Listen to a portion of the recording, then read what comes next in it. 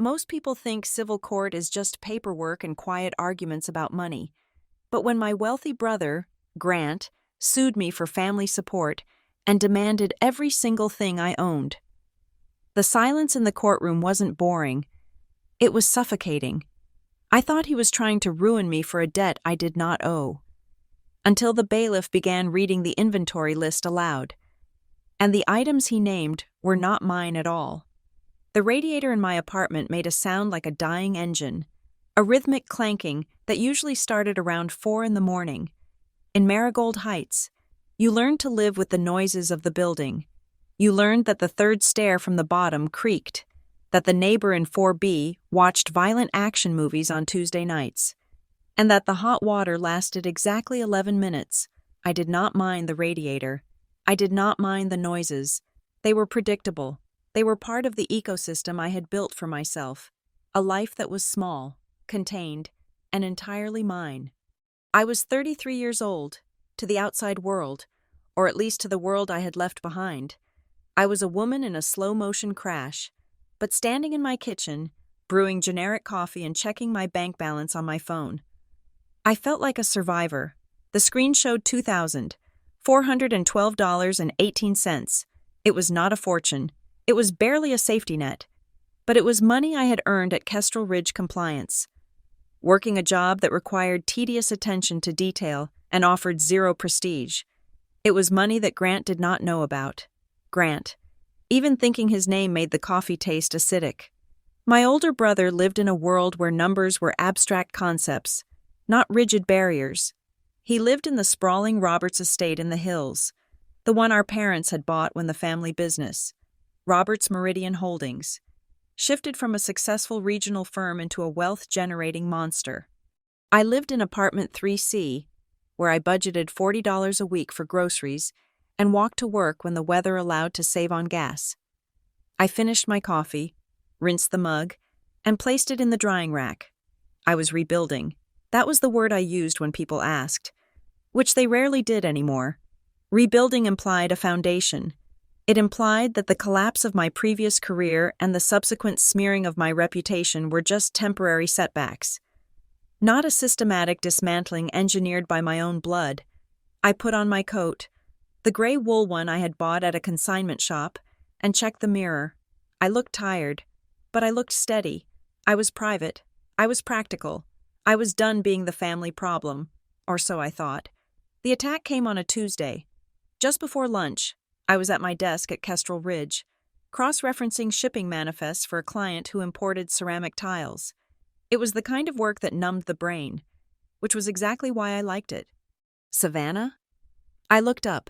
The receptionist, a sweet 20-year-old named Chloe who wore bright butterfly clips in her hair, was standing at the entrance to my cubicle. She looked uncomfortable. She was shifting her weight from one foot to the other. "There is a man here to see you," she said. I frowned. I did not get visitors. My life was designed specifically to avoid visitors. "Is it a client?" I asked. "No," Chloe said. She lowered her voice. "He says it is a legal matter." My stomach dropped. It was a physical sensation, like missing a step on a staircase in the dark. I stood up, smoothing the front of my slacks, trying to project a calm I did not feel. "Send him back," I said. The man who walked around the partition was not a lawyer. He was too shabbily dressed for that, wearing a windbreaker that had seen better decades. He held a thick manila envelope in his hand. He looked bored. To him, I was just another stop on a route of bad news. "Savannah Roberts?" he asked. "Yes." "You have been served," he said. He thrust the envelope toward me. I took it automatically. The weight of it was surprising. It felt heavy, dense with paper, dense with intent. Before I could ask a question, the man turned and walked away. His job done. I sat down. My hands were trembling. I could see Chloe watching me from the front desk, her eyes wide with concern. I turned my chair away from the door, shielding myself from the office, and tore open the flap. The header was bold and black. State of Caldwell, in the District Court of Caldwell County, Grant William Roberts, Plaintiff, versus Savannah Marie Roberts, Defendant. I read the words, but they did not make sense. Plaintiff, defendant, brother, sister. I flipped the page. I scanned the legal jargon, my heart hammering against my ribs like a trapped bird. The complaint was a masterpiece of fiction.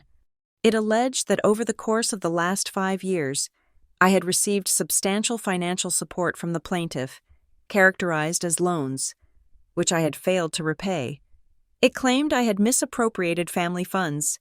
It claimed I was in possession of artwork and jewelry that belonged to the Roberts estate. But it was the prayer for relief that made the air leave the room. Plaintiff seeks judgment in the amount of $450,000, plus interest and legal fees. Furthermore, plaintiff seeks an order of attachment and seizure regarding all non-exempt personal property in the defendant's possession to satisfy said debt. Citing risk of dissipation of assets, all non-exempt personal property. I looked around my cubicle. My eyes blurred. He did not just want money. I did not have $450,000. He knew I did not have it. He wanted everything. He wanted to send a sheriff to my apartment to take my television, my furniture, my laptop, the few pieces of jewelry I had left from my grandmother. He wanted to strip me bare. I placed the papers on the desk. I felt a wave of nausea so strong I had to close my eyes. This was not about a loan. I had never borrowed money from Grant. When I left the family company 3 years ago, I had signed a severance agreement and walked away with nothing but my pride. This was punishment. This was Grant reaching out from his high tower to remind me that distance did not mean safety. I needed help. 2 hours later, I was sitting in the office of Elena Park. Her firm, Park and Morrow Legal Group, was located in a strip mall between a dry cleaner and a discount dentist. The waiting room smelled of lemon floor cleaner and old magazines. It was a far cry from the glass and steel cathedral of the firm our family used, but I could not afford glass and steel. Elena Park was a small woman with sharp features and glasses that slipped down her nose. She did not offer me tea. She did not offer me sympathy. She read the complaint in silence, turning the pages with a rhythmic snap that sounded like a metronome. Finally, she looked up. "This is aggressive," she said. Her voice was flat, factual. "He is lying," I said. I could hear the desperation in my own voice, and I hated it. I sounded like a victim. I sounded weak. I never borrowed that money. The support he claims gave me? It never happened. I have lived on my own salary for 3 years. Elena nodded, but she did not look convinced. She looked like a mechanic assessing a car that had been driven off a cliff. In civil court, "The truth is something we have to build," she said. "Right now, what we have is a sworn complaint from a prominent businessman claiming you owe him nearly $500,000. He has attached exhibits. Have you looked at the exhibits?" I shook my head. I had stopped reading after the demand for seizure. Elena flipped to the back of the packet. She spun the file around so I could see. "Exhibit A," she said, "a promissory note.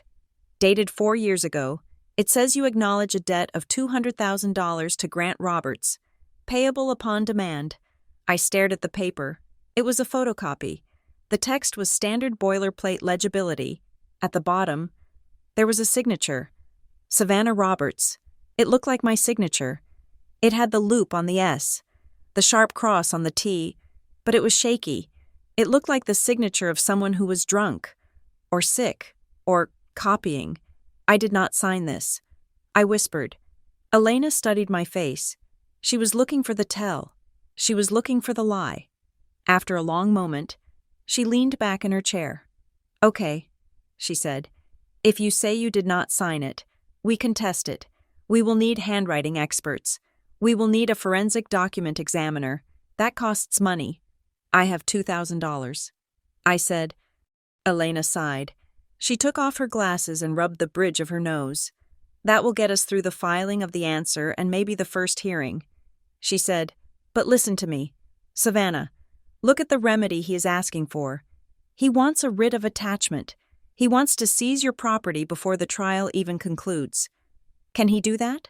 I asked. "It is rare," she said. "It requires him to prove that you are hiding assets, or that you are likely to destroy them. But the fact that he is asking for it tells me something." "What?" He does not want the money, Elena said. He wants to humiliate you. He wants you to panic. He wants you to call him and beg for a settlement. This is a pressure campaign. He is using the court as a bludgeon. I felt a cold shiver run down my spine. She was right. This was exactly how Grant operated. He did not fight fair. He overwhelmed. He created a reality where he was the benevolent patriarch and everyone else was a chaotic child who needed to be managed. I will not settle, I said. The words tasted like iron. I will not pay him for a debt that does not exist. Elena put her glasses back on. She looked at me with a new expression. It was not pity, it was respect, mixed with a little bit of warning. Then get ready, she said, because he is going to come at you hard, and he has the money to keep coming. The first hearing was scheduled for 2 weeks later in the Caldwell County Civil Court.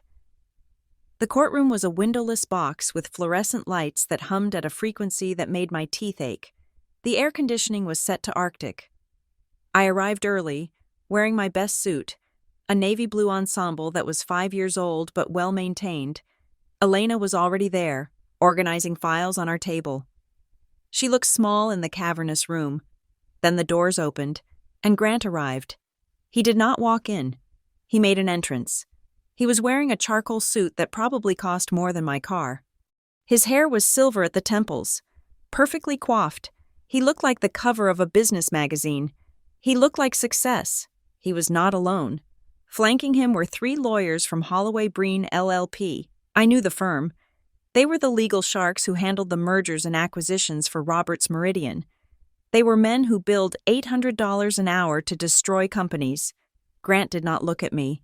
He looked through me. He set his leather briefcase on the table and whispered something to his lead attorney, a tall man with a jawline like a granite block. The attorney laughed. It was a soft, confident sound that echoed in the silence. All rise. The bailiff called out. The Honorable Marla Sutter took the bench. She was a stern woman with gray hair pulled back in a severe bun. She looked like she had no patience for nonsense. Case number 4922. Roberts versus Roberts, the clerk announced.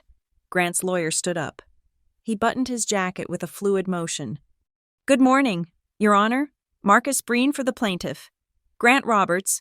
We are here today on our motion for expedited discovery and preservation of assets. Elena stood up. Elena Park for the defendant. Savannah Roberts. Judge Sutter looked over her glasses at the 2 tables. The visual disparity was comical. On one side, the titan of industry with his phalanx of sharks. On the other, the disgraced sister and her strip mall attorney. Proceed. Mr. Breen, the judge said. Breen's voice was smooth, baritone, and deeply convincing.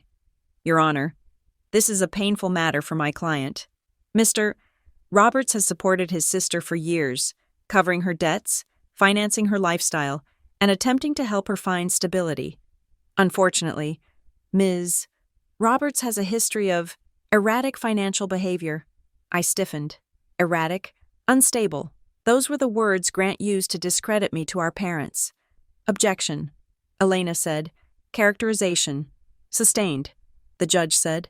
Stick to the facts, counsel. Of course, Breen said. He did not miss a beat. The facts are that the defendant owes a significant sum, memorialized in a promissory note. We have reason to believe that the defendant is currently dissipating assets, selling off family heirlooms and jewelry that are rightful collateral for this debt. We are asking for an order to inventory her possessions and for expedited discovery to trace where the family's money has gone. It was a lie, a bold, seamless lie. I had not sold a thing. I did not have any family heirlooms to sell. Elena argued back. She was fierce. She pointed out that there was no evidence of asset dissipation. She argued that the request was overly broad and invasive, but I could see the judge watching Grant. Grant sat with his hands folded, looking mournful. He looked like a loving brother who had been forced to take drastic measures to save his sister from herself. The courtroom believed confidence. The courtroom believed the suit. I will grant the motion for expedited discovery. Judge Sutter ruled. My heart sank. However, she continued, I am denying the request for immediate seizure at this time. The plaintiff has not met the burden of proof that assets are disappearing, but Ms. Roberts, you are ordered to provide a full accounting of your finances, your assets, and your communication records regarding family matters within 30 days. Communication records, that meant my texts, my emails, my private life. Mr. Breen smiled. It was a shark's smile. Thank you, Your Honor. We will serve the interrogatories immediately. When the hearing ended, Grant finally looked at me. He stopped as he was packing his briefcase. He leaned in, just slightly, so only I could hear. You look tired. Savannah, he said. His voice was warm, concerned. It was the voice of a psychopath. I looked him in the eye. I am not paying you. Grant, he chuckled. It is not about the money, sweetie. You should know that by now. He patted my shoulder, a gesture of dominance disguised as affection, and walked out, his legal team trailing in his wake. I drove home in silence. The city felt gray and hostile. The victory of avoiding immediate seizure felt hollow. I had 30 days to open my entire life to a man who wanted to destroy it. I was unlocking my apartment door when my phone rang. I looked at the screen. Mom. I stared at the name. I knew I should not answer. I knew exactly how this conversation would go. But the habit of seeking her approval was a deep, old groove in my brain. I swiped green. Hello, Mother. Savannah. Her voice was breathless, high-pitched. I just spoke to Grant. Of course she had. He is so worried about you. She said, he says you look terrible in court. He says you are being stubborn. I walked into my kitchen and threw my keys on the counter. He is suing me for everything I own. Mother, he is lying about a loan I never took. Oh, Savannah. She sighed. It was the sigh she used when I spilled juice on the carpet as a child. Why do you have to be so dramatic? Grant just wants to settle this. He wants to help you get your life back on track. Help me? I laughed, and it sounded sharp, jagged. He is trying to take my furniture. He forged my signature on a promissory note. Stop it, she snapped. Her voice turned hard. Do not accuse your brother of crimes. Grant has carried this family since your father died. He has carried you. That was the narrative. St. Grant, burden Savannah. He is lying. I said again, why can you not see that? Why do you never ask for the truth? You only care about how it looks. I care about peace, she cried. Why can you not just apologize? Just sign the paper. Savannah, apologize for the misunderstanding, and he will forgive the debt. He told me he would. He is willing to be generous. I felt the shaking start in my hands again. Apologize. Admit to a lie. Submit. I did nothing wrong. I said, you are tearing this family apart, she said. Again, I hung up. I stood in the middle of my small, dim kitchen, shaking with rage. I was furious at Grant. Yes, but I was more furious at myself. I was 33 years old, and I still wanted her to believe me. I still wanted her to protect me. She never would. I needed to do something. I needed to move. I needed to prepare. Elena had said I needed to provide a full accounting. That meant digging through everything. Tax returns from 5 years ago. Bank statements I had packed away in boxes. I went to the bedroom closet. It was a narrow space, crammed with coats and boxes of things I had not unpacked since the move. I pulled out a plastic bin labeled documents. I sat on the floor, cross-legged, and popped the lid. The smell of old paper drifted up. I started sorting. 2018 taxes, 2019 taxes, the lease for my old apartment, the separation letter from the company. At the bottom of the bin, beneath a stack of old utility bills, was a thick envelope. It was taped shut with yellowing Scotch tape. On the front, in shaky blue ballpoint pen, was my name, Savannah. I froze. I knew that handwriting. It was my father's. My father. Robert Roberts had died 4 years ago. He had been a quiet man in his later years, fading into the background as Grant took over the company. He had been sick for a long time, confused, frail, often shut away in his study. I had found this envelope in his desk drawer the week after the funeral. While Grant was busy meeting with the estate lawyers, I had taken it on impulse. I had thrown it in my box of personal papers and then I had ignored it. I had ignored it because I was afraid of what was in it. I was afraid it was a letter telling me how disappointed he was. Or maybe it was nothing. Just old clippings he wanted me to have. For 4 years. It had felt like a boundary I should not cross. A voice from the dead felt like too much to handle when the living were already so loud. But now, Grant was coming for everything. I picked up the envelope. The tape was brittle. It peeled away with a dry crinkle. I reached inside. There were 3 things. The first was a receipt stub from Harborline Safe Trust. It was dated 2 weeks before he died. The second was a small, silver key. It was heavy, with a number stamped into the metal. 402. The third was a note, written on a piece of personalized stationery. The handwriting was erratic, the letters spiking and dipping, the work of a hand that was losing its control. I held the paper up to the light. Savannah, I was not strong enough to stop him. I hope you never have to read this, but I know my son. If Grant ever takes you to court, do not go alone. Dad, I read the note 3 times. I was not strong enough to stop him.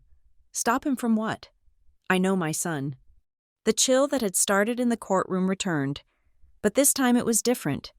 It wasn't the cold of fear, it was the cold of realization. My father knew. He knew what Grant was, and he had left me something, a key, a receipt, a failsafe. I looked at the key in my palm. It glinted in the dim light of the bedroom. Grant wanted discovery? He wanted to turn over every stone in my life to find something he could use? Well, he had just forced me to turn over the one stone he didn't know about. I closed my fist around the key. The metal bit into my skin. It felt sharp. It felt real. I was not going to apologize. I was not going to settle. I was going to Harborline Safe Trust. I stood up, clutching the note. The shaking had stopped. My mother's voice was gone from my head, replaced by the scratchy, desperate scrawl of my father. Do not go alone. I looked at the empty apartment. I was alone. But as I slipped the key into my pocket, I realized that for the first time in years, I had a weapon, and I had a direction. Signing the counterclaims felt less like a legal maneuver and more like stepping off a ledge. Elena Park placed the documents on her scratched mahogany desk. The paper was heavy, bright white, and sharp-edged. It was titled, Defendant's Answer and Counterclaims. But to me, it looked like a grenade I was about to roll into the living room of the Roberts family. Are you sure? Elena asked. Her pen hovered over the notary block. Once we file this, Savannah, the temperature changes. We are accusing him of fraud. We are accusing him of abuse of process. There is no going back to polite family dinners after this. I sat in the stiff client chair. My hands clasped so tightly my knuckles were white. There are no polite family dinners left. I said, he sued me for $450,000. Elena, he wants my furniture. He wants my life. If I do not fight back, I have nothing. Elena nodded once, a sharp, decisive movement. She signed the document with a flourish. Good, she said, because the settlement offer they sent over this morning was an insult. She slid a separate sheet across the desk. It was on Holloway Breen letterhead.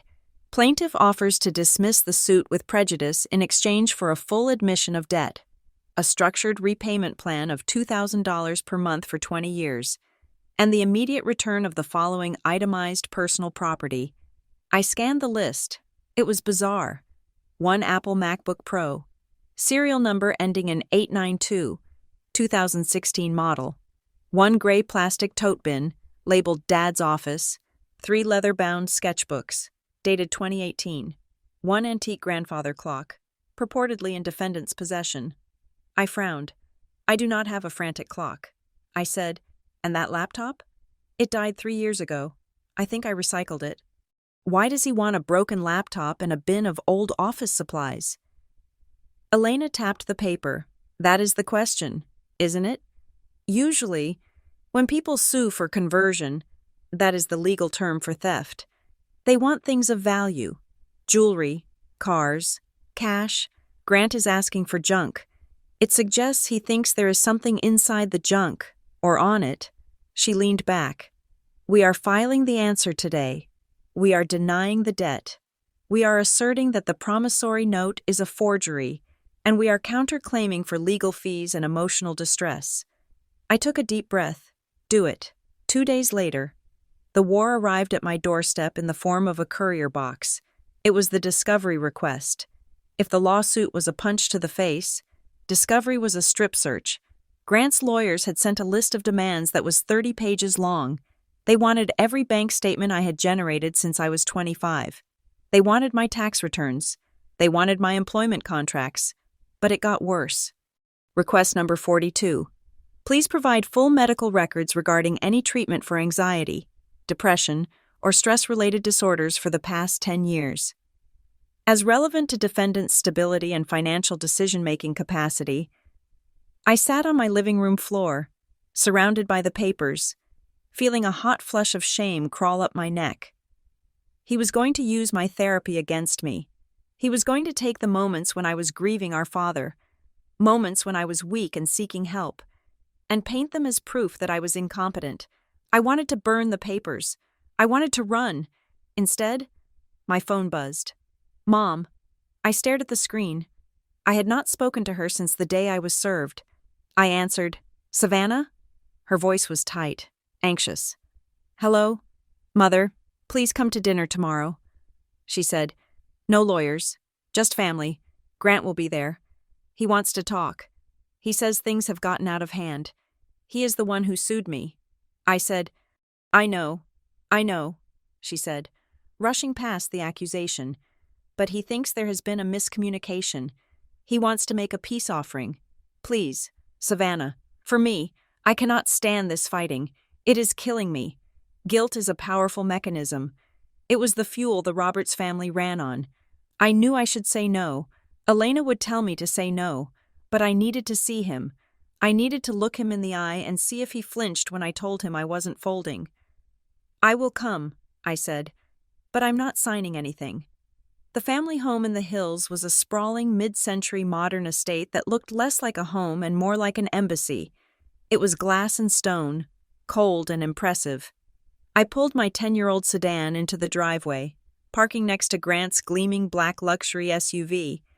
The house smelled of expensive candles and silence. My mother met me at the door. She looked thin. Her eyes were darting around. Nervous. Thank you for coming, she whispered, kissing my cheek. Her lips were cold. Just listen to him, please. We sat in the formal dining room. The table was set for 3, with the good silver and the crystal glasses. Grant sat at the head of the table. Naturally, he stood up when I entered, buttoning his suit jacket. Savannah, he said. He smiled. It was a perfect smile. Generous, warm. You look good. A little stressed, maybe, but good. I did not smile back. Hello, Grant. We ate in a tension so thick it felt like humidity. The housekeeper served roast chicken and glazed carrots. Grant talked about the business. He talked about the new acquisition in Denver. He talked about his charity work for the art museum. He performed the role of the successful patriarch perfectly. Finally, as the plates were cleared, he leaned forward. Look, he said, I hate this. I hate that lawyers are involved. Then drop the lawsuit. I said. Grant sighed. He looked at our mother, shaking his head sadly. I have a fiduciary duty, Savannah, to the estate, to the company. The money you borrowed. I never borrowed money, I said, my voice rising.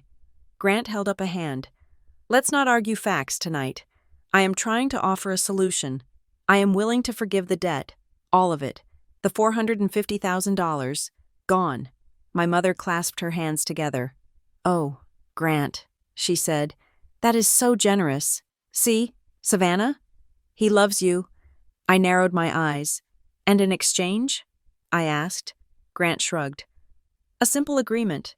You acknowledge the debt existed, for tax purposes on my end, and you return the family property you took, the laptop, the files, the boxes. Just clear out your closet. Give me back the things that belong to the company, and we walk away. I will even give you $20,000 to help you get back on your feet. He pulled a document from inside his jacket. "I can have my notary come over right now," he said. "We can end this tonight." I looked at the paper. It was an admission of guilt. It would create a legal record that I was a debtor and a thief, but that he was merciful. "And why do you want the laptop?" I asked. "It is broken." "Sentimental value," he said smoothly. "It has old photos on the hard drive. Dad's photos." He was lying. I could feel it radiating off him. I stood up. "I am not signing that. Grant, I will not admit to a debt I do not owe, and I am not giving you my property." Grant's face did not change, but the air in the room dropped 10 degrees. "Savannah, be reasonable," my mother pleaded. "I am being reasonable." I said, "I am leaving." Grant stood up. "I will walk you out," he said. We walked to the front door in silence. My mother stayed in the dining room, weeping softly into her napkin. When we stepped onto the porch, out of her earshot, Grant stopped. He turned to me. The warmth was gone. The concern was gone. His eyes were flat and hard, like river stones. "You are making a mistake," he said quietly. "Am I? You do not have the stamina for this. Savannah, my lawyers will peel you apart. We will subpoena your boss. We will depose your ex-boyfriend. We will pull every text message you have sent in 5 years." I gripped my purse strap. "Go ahead. You don't want discovery," he said. His voice was a low hiss. "You really don't. You think you have nothing to hide. But everyone has something. I will make you look like a mental case. I will make you unemployable." "Why?" I asked. "Why are you doing this?" He took a step closer. He smelled of scotch and expensive cologne. "Because you have things that are not yours, and I want them back." He opened the car door for me, a mock gentleman to the end. "Drive safe, sweetie." I drove down the winding hill road, my hands shaking on the wheel. He was terrified. That was the only explanation. A man who is winning does not threaten you in the dark. He was scared of something I had. The next morning, I was at work, trying to focus on a spreadsheet, when my cell phone rang. It was a blocked number. Usually, I ignored them. But my nerves were frayed, and I was expecting calls from Elena. "Hello? Don't say my name."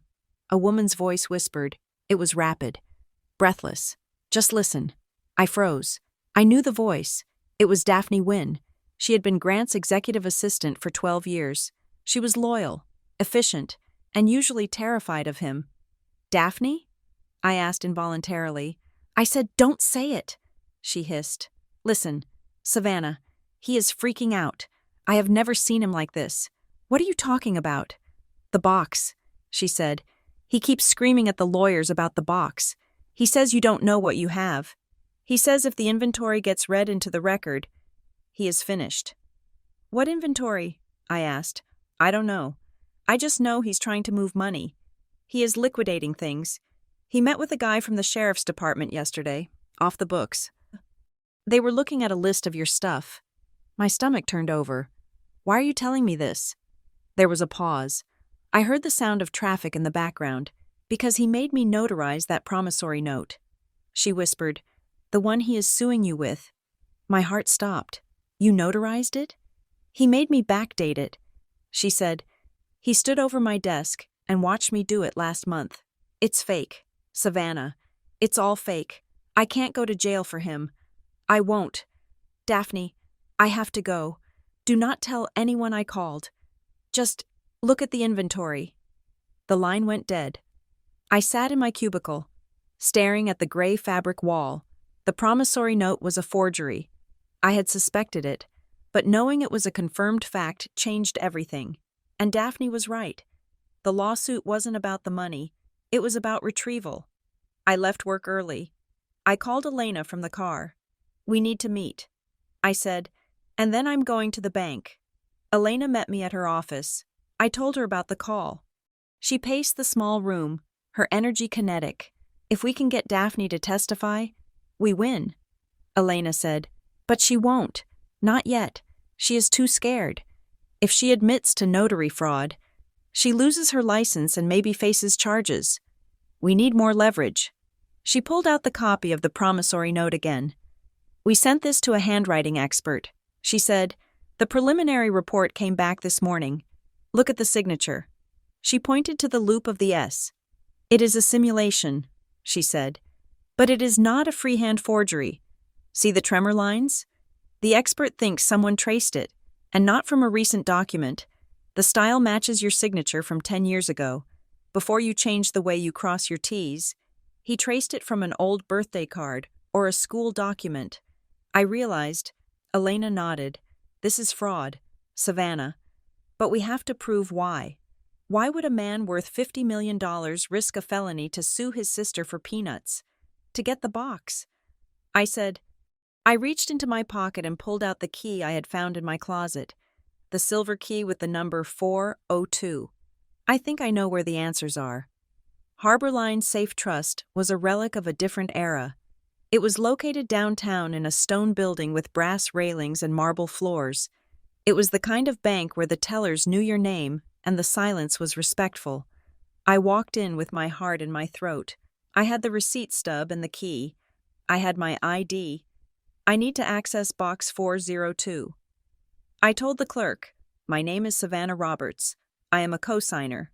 The clerk, an elderly man with kind eyes. "Check the computer." "Ah, yes. The Roberts account. One moment." He disappeared into the back. I waited, terrified that alarms would sound, that Grant had flagged the account, but the clerk returned with a smile. "Right this way, Ms.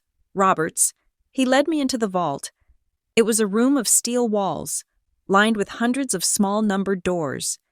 The air was cool and smelled of dust and metal. He used his master key, and I used mine. They turned in unison with a heavy clunk. He slid the long metal box out and carried it to a private viewing room. "I will leave you to it," he said. I sat at the small table. The box was gray metal, cold to the touch. I took a breath, murmured a silent prayer to my father, and opened the lid. It was not full of cash. It was not full of diamonds. It contained a stack of papers clipped together, a leather-bound ledger, and a white envelope with my name on it. I opened the envelope first. "Savannah, if you are reading this, Grant has done what I feared. He has chosen greed over family. I have tried to protect you. I have tried to protect the company your grandfather built. But Grant is impatient. He has been moving assets into shell companies for years, hiding profits to avoid taxes and to skim from the shareholders. He calls it optimization. I call it theft. He pressured me to sign off on transfers I did not understand. When I refused, he threatened to have me declared incompetent. He threatened to cut you off. The ledger in this box contains the real numbers. It shows the transfers to Roberts Meridian Holdings entities that do not exist. It shows where the money really went. He thinks I destroyed these records. He watched me shred the originals, but I kept the carbon copies. I kept the reconciliation sheets. You are the only one I trust with this. Do not give it to him. If he gets this, he erases the past. If you have this, you have the truth. I am sorry I was not stronger. I love you, Dad. Tears pricked my eyes. I wiped them away angrily.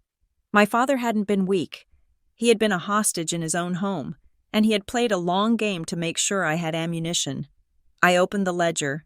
I was not an accountant, but I had worked in compliance long enough to recognize a pattern.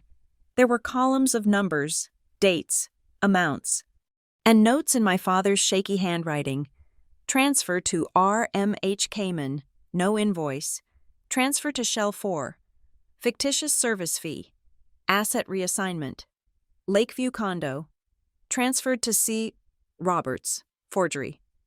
I stopped. Transferred to Roberts. I flipped through the pages. There were dozens of entries where assets, properties, vehicles, accounts had been transferred into my name without my knowledge and then immediately moved out to other entities. He was using me as a mule. I whispered, Grant hadn't just stolen money. He had used my identity to wash it. He had created a paper trail that made it look like I was the one moving the assets. That was why he sued me. He wasn't suing me to get money. He was suing me to get a court order that legitimized his seizure of my property. If the court ordered me to turn over all assets, He could legally take back the shell companies he had put in my name, scrub the records, and bury the evidence forever.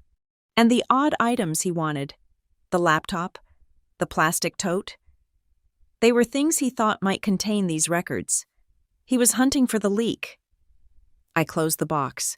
My hands were steady now. The fear was gone, replaced by a cold, hard clarity. I took the ledger and the letter. I put them in my bag. I put the empty box back in the slot. I walked out of the bank and into the bright afternoon sun. I called Elena. "I have the proof," I said, "and I know why he is suing me." "Tell me," she said. "He is not trying to take my money." "Elena, he is trying to clean his crime scene, and he used my name to build it." Elena was silent for a moment. "Then we are not just filing a counterclaim," she said. "We are going to war. Bring me those documents." I got into my car. I looked at the passenger seat where the ledger sat. Grant had told me I didn't want discovery. He was wrong. I wanted discovery. I wanted every single piece of it. I started the engine. The engine roared to life, sounding louder, stronger than it had in the morning. Or maybe that was just me. Discovery felt less like a legal process and more like a vivisection performed without anesthesia. For 3 weeks, I lived in a state of constant, low-grade nausea. The interrogatories arrived in waves. Thick packets of questions designed to strip away my privacy layer by layer. Grant's legal team, the polished sharks from Holloway Breen, did not ask questions to find the truth. They asked questions to construct a narrative. Question 14. Please itemize all expenditures related to entertainment, dining, and leisure for the fiscal years 2019 through 2023. Question 22. Describe in detail the nature of your relationship with your late father, Robert Roberts, including any arguments, disputes, or periods of estrangement in the 12 months preceding his death. Question 31. Have you ever been diagnosed with a spending addiction, impulse control disorder, or borderline personality traits? If so, provide provider names and dates of treatment. I sat at my small kitchen table late into the night after night, answering them. I had to be precise. One wrong word, one approximated date, and they would claim I was perjuring myself. I typed until my fingers ached. I have no record of a diagnosis for spending addiction. I dined out approximately twice a month at an average cost of $30. It was humiliating. It was a slow emotional bleed. Just as Elena had warned, they were painting a picture of me as the unstable, irresponsible little sister, the family leech who needed the firm hand of her older brother to correct her course. They never accused me of theft directly in these questions. They just implied that I was too broken to know the difference between my money and theirs. But as the days wore on, Elena noticed something else. We were sitting in her office, surrounded by the boxes of documents I had retrieved from my closet. Elena was highlighting lines on a request for production of documents. "Look at this," she said. She tapped the paper with her pen. I leaned in. Request for production.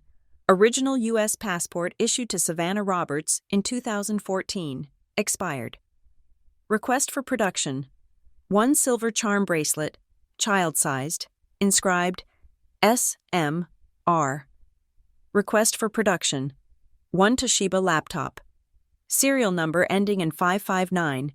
Formerly used by the defendant. "It is just junk," I said, rubbing my temples. "He wants the bracelet because he gave it to me when I was 10. He is being petty. He wants to take back gifts." "No," Elena said slowly. She took off her glasses and chewed on the end of the frame. "Grant is a businessman. He does not spend $500 an hour on lawyers to recover a silver bracelet worth $50. Then what is it? These are items of identity. Savannah, an expired passport proves where you were on specific dates. A laptop contains digital footprints. Even the bracelet. It proves custody of a personal history." She looked at me, her dark eyes sharp. "He is not looking for value. He is looking for containment. He wants to possess every physical object that proves who you are and where you have been.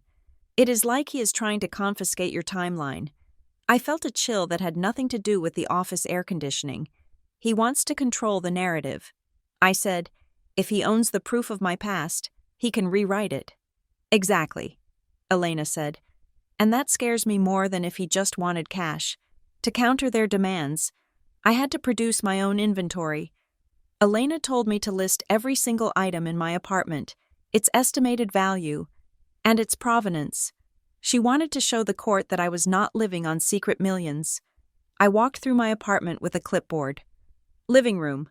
1 beige sofa. Purchased second-hand. 2019. Value? $200. 1 television. 32-inch. Purchased Black Friday, 2020. Value? $150. 1 bookshelf. Particle board. Contents: 40 paperbacks. Bedroom. 1 queen mattress. 3 years old. 6 pairs of work slacks. 4 blouses. I stopped in the middle of my bedroom. The list was so short. I was 33 years old, and my entire material existence could be summed up on 2 sheets of legal paper. For a moment, I felt a surge of shame. Grant lived in a mansion. He had cars he drove once a year. He had watches that cost more than my student loans. But then, the shame shifted into something harder. Something hotter. I had bought that sofa with money I earned waiting tables after Grant pushed me out of the company. I had bought that mattress with my first bonus from Kestrel Ridge. Every single scuffed, cheap, second-hand thing in this apartment was mine. I had fought for it. I had survived for it. I looked at the clipboard. Value. Priceless. I thought, I would not let him take it. Not the sofa, not the bracelet, not a single spoon. Then came the curveball. It was a Tuesday. I was at the grocery store, standing in the checkout line with a carton of milk, a loaf of bread, and a bag of apples. The total was $12.40. I swiped my debit card. Declined. I frowned. I swiped it again. Declined. The cashier, a teenager with headphones around his neck, popped his gum. Card's bad. Lady? I felt the heat rise in my cheeks. I knew I had money. I had just been paid. I had $2,000 in that account. I must have triggered a fraud alert. I mumbled. I pulled out my credit card, my emergency card. I inserted the chip. Declined. The line behind me was getting restless. A woman sighed loudly. I do not understand. I stammered. I left the groceries on the belt. I walked out of the store, my legs feeling like jelly. I sat in my car and opened my banking app. Account status, frozen, court order. My hands shook so hard I dropped the phone between the seats. I drove straight to Elena's office. I did not call. I just drove. She was already on the phone when I burst in, her face pale. She held up a hand, signaling me to wait.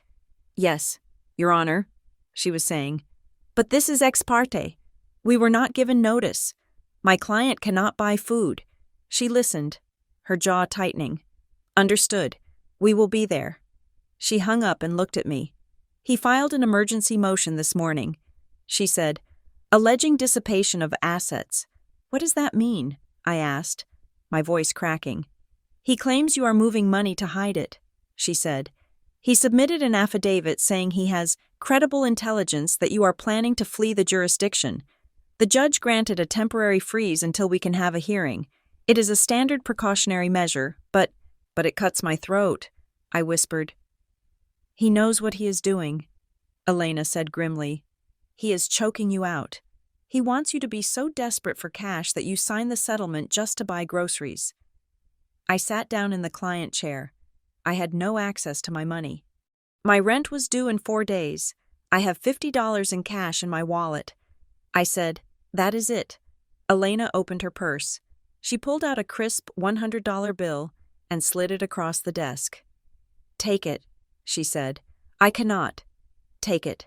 Savannah, this is a loan against the settlement we are going to win. Now go home.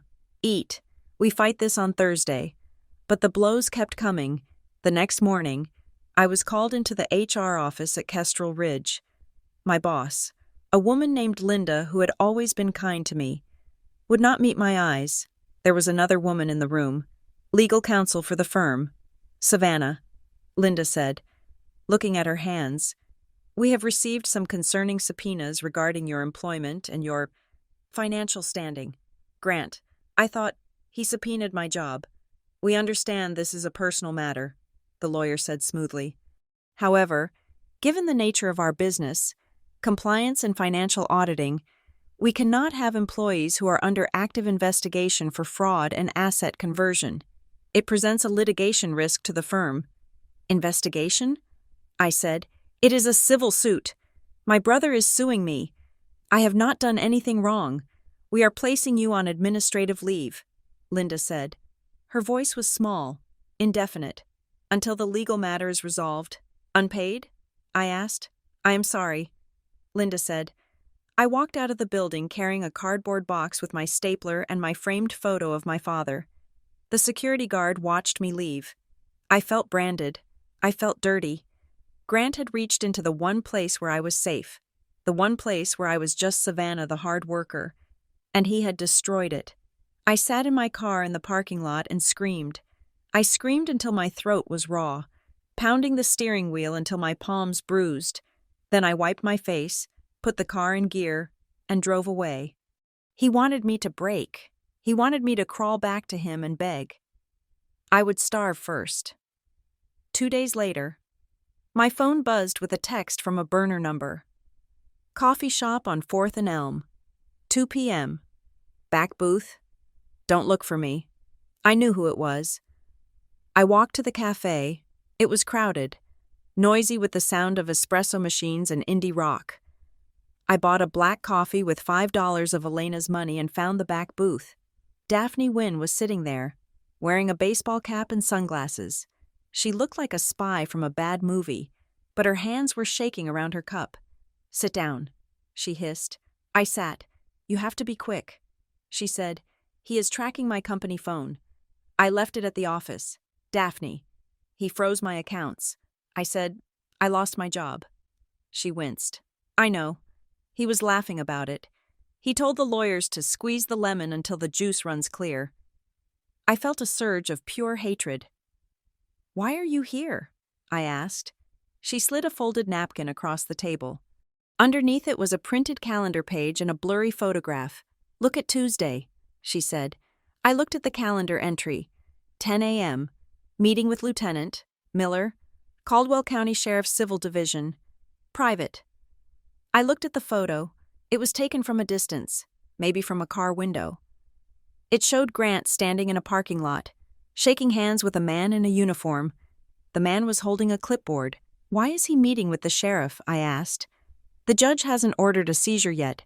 Daphne leaned in, her voice a terrified whisper. He is setting up the enforcement. Savannah, he is so sure he is going to win, or he is going to manufacture a reason to win, that he is pre-booking the trucks. He wants to raid your apartment the second the judge bangs the gavel. She swallowed hard. And I heard him on the phone. He told Miller he is looking for specific corporate assets that are hidden in your furniture. He is going to tear your place apart. He isn't just going to take your stuff. He is going to destroy it looking for that ledger. I touched the photo. The ledger. The ledger I had found in the safe deposit box. The one that proved Grant was a crook. He knows. I whispered. He knows I have it. He suspects. Daphne corrected. He is paranoid. He thinks you are too stupid to understand what the papers mean, but he is terrified you will show them to a lawyer who does. She stood up abruptly. I have to go. If he finds out I was here, I am dead. Daphne. Wait. I said, will you testify? She looked at me, her eyes visible over the rim of the sunglasses. They were filled with tears. I can't. Savannah, I have a kid in college. He pays the tuition. I can't. She turned and ran out of the shop. I sat there for a long time, staring at the photo of my brother shaking hands with the law. He was so confident. He had the money, the power, the timeline. But he had made a mistake. He had assumed I was alone. I went back to Elena. I showed her the photo.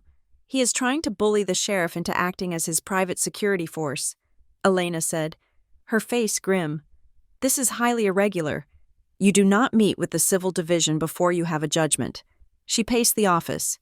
We need to hit him back. Hard. She picked up a file from her desk. The forensic report on the promissory note came in fully today, she said. She opened the folder. Inside were magnified images of the signature on the document that started this whole nightmare. Look at the ink, Elena said. I looked. It looked like blue ink. The chemist analyzed the drying compounds. She explained. The ink on the signature is 5 years old. But the ink on the printed text of the note? It is fresh, less than 6 months old. I stared at her. He didn't just trace my signature. I said, no, Elena said. He physically cut and pasted a signature from an old document onto a piece of paper, photocopied it to hide the cut lines, and then maybe added some fresh ink to touch it up. It is a composite forgery. It is clumsy, desperate, and completely illegal. She slammed the folder shut. We are filing for sanctions. We are accusing him of fraud upon the court, and we are asking for an evidentiary hearing. What will he do? I asked. He will panic.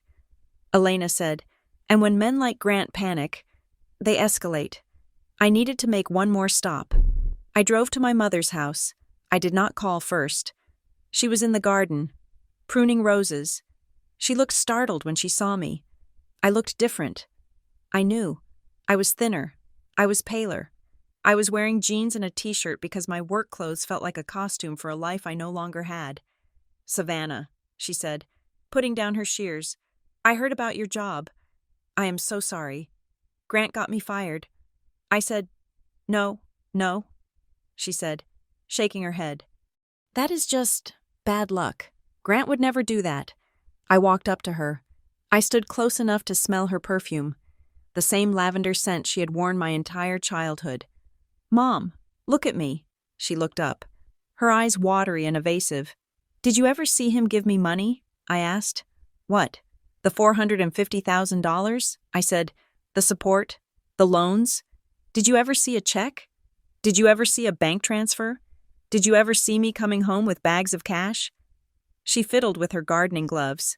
Well, no, but Grant said, Stop saying what Grant said. I interrupted. My voice was soft but steel hard. I am asking what you saw. I saw him stressed. She said weaky. He would come over and say, I just had to bail Savannah out again. He seemed so upset. I believed him because he is Grant, she whispered. He is the successful one. He takes care of things. He lied to you. Mom, I said, he used you to build his cover story. He told you I was a failure so that when he came after me, you would think I deserved it. She started to cry. I just want everyone to get along. She sobbed. I looked at her, and for the first time, I did not feel the need to comfort her. I felt a profound, exhausting pity. She was a woman who had traded the truth for comfort. She would rather believe her daughter was a leech than believe her son was a monster. I love you. Mom. I said, but I'm not going to let him bury me. And if you stand with him, you are standing on a lie. I turned and walked away. She called my name, but I did not look back. The legal machinery ground forward. Elena filed the motion for sanctions and dismissal based on fraud. It was a blistering document, laying out the forensic evidence of the forged note. Grant's reaction was immediate and nuclear. 2 days later, we received a notice from the court. Plaintiff's emergency motion for property turnover hearing. Elena read it over the phone, her voice tight. He is ignoring the fraud accusation, she said. He is doubling down. He claims that the discovery process has revealed that you are in possession of stolen corporate trade secrets and that you are dissipating the value of the assets. He is asking the judge to order a turnover of all property immediately, before the trial finishes. He wants the hearing now? I asked. Yes, next week. It was the endgame. Grant knew the forgery would eventually come out. He needed to get into my apartment, get the ledger, and destroy me before the forensic experts could testify. He is betting everything on this one hearing. Elena said, if the judge orders the turnover. The sheriff comes to your house that afternoon. They take everything. He gets his box. And if the judge refuses? I asked. Then he is exposed. Elena said. The date was set. Wednesday, Caldwell County Civil Court. I hung up the phone. I looked around my apartment. The silence was absolute. I had no job. I had no money. My mother was gone. My friends were distant. But I had the key. I had the ledger. And I had the truth. I went to the closet and pulled out the small safe I kept hidden under the floorboards. The one place I hadn't listed on the inventory. I took out the documents I had retrieved from the bank. I sat on the floor and read my father's letter again. If Grant ever takes you to court, do not go alone. I looked at the signature on the letter. It was shaky, weak, but real. I was not alone. I stood up. The fear was still there, buzzing in my veins. But it was different now. It was the adrenaline of a soldier hearing the approaching drums. Let him come, I said to the empty room. I would be ready. The settlement offer arrived on a Thursday morning, delivered by a courier who looked far too cheerful for the package he carried. I sat in Elena's office, the thick document spread out between us on the conference table. The air conditioning hummed, a low drone that seemed to vibrate in my teeth. It looks like a win, Elena said. She was reading the first page, her finger tracing the lines. He is offering to dismiss the lawsuit with prejudice. He is offering to absorb the legal fees. He is even offering to retract the derogatory statements made in the initial filing regarding your mental stability. I looked at the paper. It was everything I had wanted 3 weeks ago. It was an exit. It was peace. But I knew Grant. Grant did not offer peace unless he had already secured the territory. Read the conditions, I said. Elena flipped to page 4. She scanned the text, her brow furrowing. Then she stopped. Ah, she said softly. Here it is. She turned the document toward me and pointed to a paragraph in the middle of the page. Condition 7, A. As part of this mutual release, defendant agrees to surrender any and all records, physical or digital, related to the Roberts family finances, Roberts Meridian Holdings, or the estate of Robert Roberts, currently in her possession. This includes, but is not limited to, hard drives, USB devices, ledgers, diaries, and safe deposit box contents. He knows, I whispered. He does not know. Elena corrected. He suspects. If he knew for sure what you had, he would not be offering a settlement.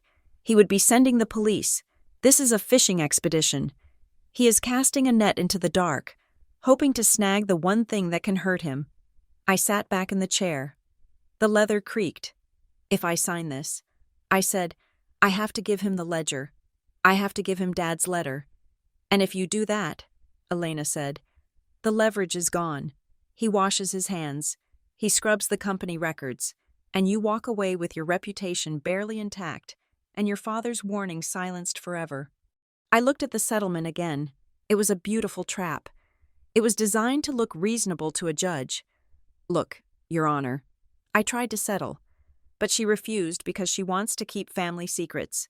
I am not signing it. I said, good, Elena said. She closed the folder with a snap. Because I have a better idea. I reached into my bag and pulled out the photocopy of the ledger I had made at the library. I slid it across the table to her. I haven't shown you everything yet, I said. Elena put on her glasses. She opened the packet. She read the first page, then the second. Her eyes widened. Savannah, she said. Her voice was hushed.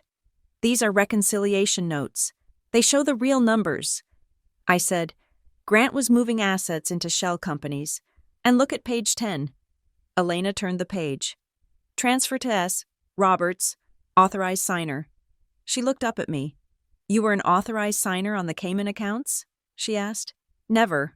I said, I never signed anything. I didn't even know those accounts existed. Elena stared at the document for a long time. Then she looked at me, and her expression was terrifyingly focused. This is not just fraud. Savannah, this is identity theft. He used you as a shield. If the IRS ever looked at these transfers, they would not see Grant Roberts. They would see Savannah Roberts. You were the fall guy. I felt the blood drain from my face. He set me up. I said, even back then, while Dad was dying.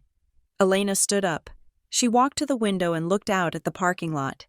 "We have to be careful," she said. "If we reveal this evidence too early, he will claim it is forged. He will claim you manufactured it. We need to corroborate it. We need the bank to confirm that these accounts existed and that you were not the one accessing them." She turned back to me. "I am issuing subpoenas today," she said, "to Harborline Safe and Trust, to the accounting firm that handled the Roberts Meridian audit, and to every bank listed in this ledger. He will fight it." I said, "Let him." Elena smiled, and it was a sharp, dangerous thing. That is the point. If he fights a standard subpoena for bank records, he looks guilty.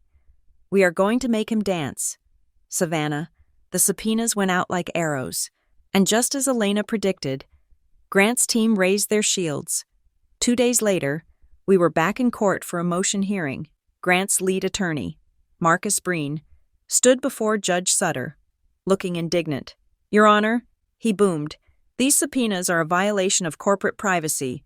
Ms. Roberts is asking for confidential trade secrets, client lists, and internal strategy documents from Roberts Meridian Holdings. This has nothing to do with her personal debt." Elena stood up. She was calm. She was precise. "Your Honor, the plaintiff claims the defendant owes him money based on family support. To understand the flow of funds between the family members, we must examine the family accounts. We are not asking for trade secrets. We are asking for the history of the money my client allegedly stole." Judge Sutter looked at Breen. "It seems relevant. Mr. Breen, if you are suing her for conversion of funds, she has a right to trace those funds." Breen adjusted his tie. "The scope is too broad." "Your Honor, it is harassment." The judge narrowed her eyes. "Mr. Breen, you have asked for this woman's medical records and her grocery receipts.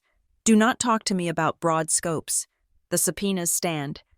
Breen sat down, his face a mask of controlled fury. I looked at Grant. He was sitting at the plaintiff's table, staring straight ahead. He did not look at me. He was tapping his pen against the table. A rhythmic, nervous tick, tap, tap, tap. He was losing control, but as the legal battle heated up, my personal life began to freeze over. It started with small things, a text message from my friend Jessica that went unanswered for 2 days. When she finally replied, it was brief. "So busy with work. Let's catch up later." Then, the disinvitations. I was supposed to be a bridesmaid in my cousin's wedding in 3 months. My aunt called me on a Sunday night. "Savannah, honey," she said. Her voice was overly sweet, like syrup masking bitter medicine. "We were thinking, with everything going on, the court dates, the stress, maybe it is too much for you to be in the wedding party. We don't want to pressure you." "You mean you don't want Grant to be uncomfortable?" I said. "Oh no, it isn't that," she protested too quickly. "It's just optics, honey. It's awkward. I withdrew from the wedding. I stopped going to the gym because I saw a woman I knew whisper to her friend when I walked in. I stopped going to my favorite coffee shop. I sat in my apartment, surrounded by legal boxes, and realized that Grant didn't need to win in court to destroy me. He could just make me radioactive. He could make the cost of knowing me so high that everyone I loved would simply fade away. I was learning that isolation was not just a side effect of litigation. It was a tactic. It was designed to make me feel so small that I would sign anything just to be invited back into the world, but I was not entirely alone. One evening, my phone rang. It was a local number I didn't recognize. "Ms. Roberts?" a male voice asked. It was gravelly, older. "Yes, this is Miles Corwin. I worked with your father, back in the early days." I sat up straighter. I remembered Miles. He was a quiet man with thick glasses who used to bring me peppermint candies when I visited my dad's office as a kid. He had been the chief bookkeeper before Grant fired him. "Mr. Corwin," I said, "I remember you. I read about the lawsuit in the paper." He said, "They made it sound like you were robbing the place. They are lying." I said, "I know." He said, "I know because I kept the notes." My heart hammered. "What notes?" "The reconciliation notes." He said, "Your dad and we used to sit late at night and try to fix the mess Grant made. The numbers never matched. Savannah. Grant would report one thing to the board and do another thing with the cash. Your dad made me keep copies, he said. Miles, keep these safe. Someday someone is going to ask where the money went. I gripped the phone. Mr. Corwin, do you still have them? I do, he said. I am retired now. I don't have much to lose. If you need me to talk to someone, I will. I liked your dad. He was a good man who got eaten by a shark. He raised himself. I closed my eyes, feeling a wave of gratitude so strong it almost knocked me over. Thank you. Miles, please, I need you. The deposition of Grant Roberts was scheduled for a rainy Tuesday at the offices of Holloway Breen. Elena and I walked into the conference room. It was all glass and chrome, overlooking the city skyline. Grant was already there, flanked by Breen and two junior associates. A court reporter sat at the head of the table, her fingers hovering over her stenography machine. Grant looked impeccable. He wore a navy suit, a white shirt, and a tie that probably cost more than my monthly rent. He looked like the victim. He looked like the benevolent brother who had been pushed too far. Raise your right hand, the reporter said. Grant swore to tell the truth. Elena began. She started gently. She asked about the family history. She asked about his role in the company. Grant answered with polished ease. He had rehearsed this. He had a script in his head. I stepped in to manage the finances when my father's health declined. He said, it was a burden, but I did it for the family. I wanted to make sure Savannah and my mother were provided for. And this loan? Elena asked. The $450,000? Grant nodded sadly. Over the years, Savannah struggled. She had trouble keeping jobs. She had expensive tastes. I covered her credit card bills. I paid her rent. I gave her cash. I never asked for receipts because she is my sister. Elena placed a document on the table. It was the subpoenaed bank record from Harborline Safe and Trust. Mr. Roberts, Elena said, I am showing you Exhibit D. This is a record of a checking account opened in 2018 in the name of Roberts Meridian Logistics. Are you familiar with this entity? Grant glanced at the paper. It was a subsidiary. We closed it years ago. Elena pointed to the signature card at the bottom of the page. Can you identify the authorized signers on this account? Grant leaned in. Myself, he said. And Savannah. I stared at him. He didn't even blink. Elena looked at me, then back at Grant. So you are saying Savannah Roberts had access to this account? Yes, Grant said. I put her on it so she could access funds for emergencies. I was trying to empower her. Elena pulled another document from her stack. It was a transaction log. Mr. Roberts, this account saw $5 million move through it in 6 months. All of it was transferred to offshore entities. Did Savannah Roberts authorize these transfers? Grant paused.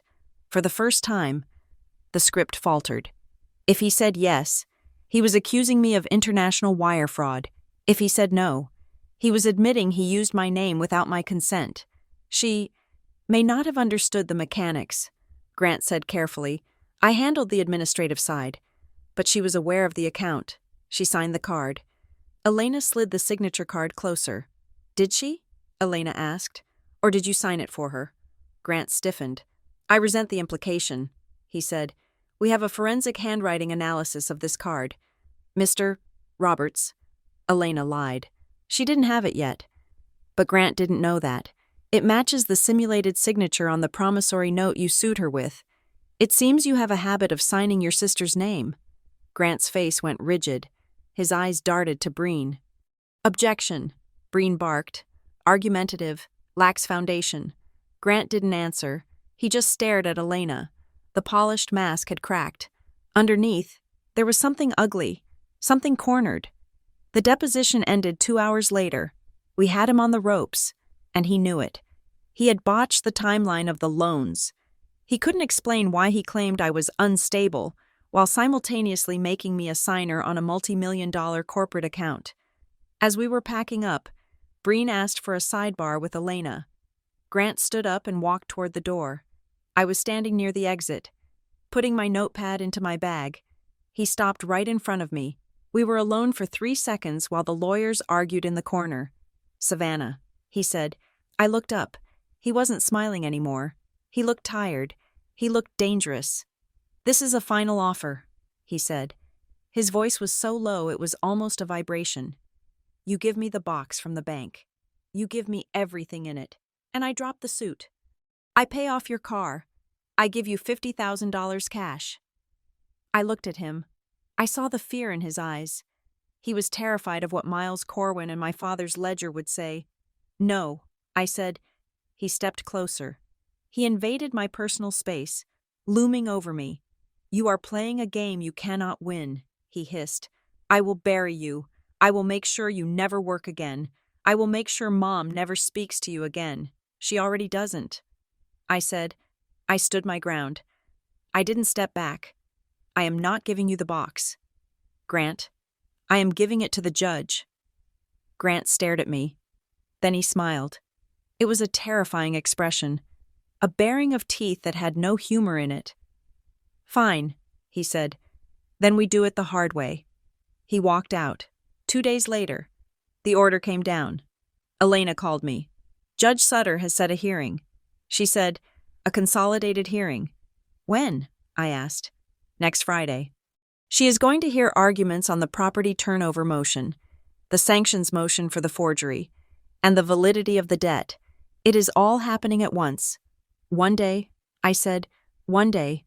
Elena confirmed. "It is a showdown. Savannah, if we win, the case is dismissed, and he might face criminal charges. If we lose, he takes everything." I finished. Yes. I hung up the phone. I walked to my window and looked out at the street. The leaves were turning brown. Winter was coming. I had 7 days. 7 days to prepare to lose my life, or to claim it back. I thought about Miles Corwin. I thought about Daphne. I thought about the signature on the bank card that wasn't mine. Grant had built a castle out of lies, and he had used my name as the mortar. He thought I was weak. He thought I was the little sister who needed to be saved. He was about to find out that I was the only Roberts who remembered how to tell the truth. I went to my desk and pulled out a fresh legal pad. Inventory for trial. I wrote at the top, Item 1, the truth. The week before the hearing was not a time of living. It was a time of memorization. My apartment, once a sanctuary of quiet poverty, had transformed into a war room. Every surface, the kitchen counter, the coffee table, even the floor by my bed, was covered in stacks of paper. Elena Park was no longer just my attorney. She was my drill sergeant. She did not care about my feelings. She did not care about the injustice of my brother trying to erase my existence. She cared about dates. She cared about timestamps. She cared about the terrifying, cold precision of the record. "Where were you on October 4th, 2019? She asked. She was pacing my living room. Stepping over a box of bank statements, "I was at work." I said, "I was at Kestrel Ridge." "Can you prove it?" I checked my time card. I said, "I have the printout." "Good," Elena said. "Grant claims you were at the bank that day, signing a transfer authorization for $50,000. If you were at work, he is lying. If you cannot prove you were at work, he wins." I rubbed my eyes. It was midnight. I had not slept more than 4 hours a night for a week. "I have the time card." "Elena," I snapped. "Don't get angry," she said, her voice flat. "Anger makes you sloppy. In that courtroom, you are a statue. You are a vault. If you cry, he wins. If you shout, he wins. He is banking on the fact that you are the emotional sister. Do not give him the satisfaction." I took a breath. I forced my shoulders down. "I have the time card." I repeated, "Exhibit G." Elena nodded. "Next date, August 12th. Where were you?" "We did this for hours. We built a fortress out of mundane facts. I had to know the balance of my checking account on every Tuesday for 5 years. I had to know the exact date I moved into this apartment. I had to know the VIN number of my car. I was preparing for a storm. Outside, the autumn wind was stripping the leaves from the trees in Marigold Heights, leaving the branches bare and skeletal. Inside, I was stripping myself down to the bone, shedding the soft parts of my personality so that when Grant struck, he would hit nothing but rock. But the storm broke before we ever got to the courthouse. It started with a voicemail. My phone had been silent for days, mostly because I had stopped answering it. Every ring felt like a threat, but on Tuesday night, I saw a notification. New voicemail. Blocked number. 11:42 p.m. I pressed play. The voice was hushed, rapid, and terrified. It was Daphne Wynne. Savannah, I can't talk long. He is moving things. He is panicked. He is clearing out the condo unit. He thinks the audit is going to catch it. He is trying to move the physical assets before the hearing. Watch the storage. The message ended with a sharp click. I sat in the dark, holding the phone, the condo unit. I did not own a condo. I had never owned a condo. I rented a 600-square-foot box with a noisy radiator. Grant owned property all over the state. Commercial buildings, the family estate, a ski lodge in Aspen. But I had no idea what condo Daphne was talking about. I called Elena immediately. She answered on the first ring. "What is it?" she asked. She sounded as awake as I was. Daphne called. I said, "She says he is clearing out the condo unit." Elena. "I don't have a condo." Elena was silent for a moment. I could hear the clicking of her keyboard. "If Daphne thinks it is relevant to you, then Grant must have linked it to you." Elena said, "Is there any property in your name that you don't know about?" I thought about the bank account with the forged signature. "Maybe," I said, "if he opened a bank account in my name, he could have signed a lease in my name too. I am going to run a skip trace." Elena said, "Not just on property deeds, on utilities. If there is a condo, someone is paying the electric bill. Give me an hour." I waited. The hours stretched like a rubber band. I paced the apartment.